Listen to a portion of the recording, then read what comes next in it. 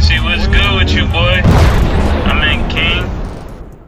And when Mase came, it was simple too. You know, when I met him, when I heard him, I thought he was going to walk in with scars on his face and dirty and grimy.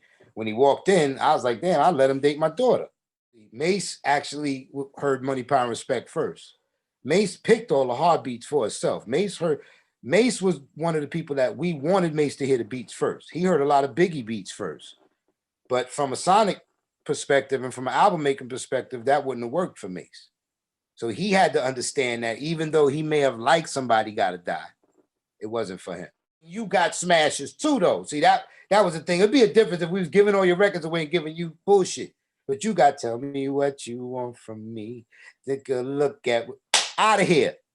You got Feel So Good. Going into Feel So Good, when I first heard the record, I was thinking, this is different.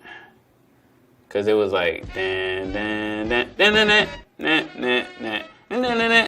I didn't want to do it. That's a famous story. I refused to do that beat. He would not let nobody else do it.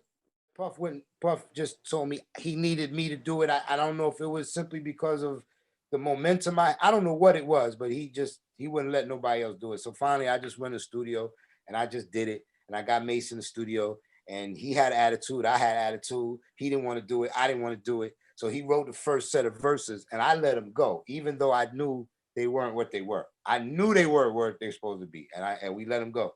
And Puff heard them shits and said, he just sucked his teeth at us. And I wrote 2 verses that Puff was like he didn't like.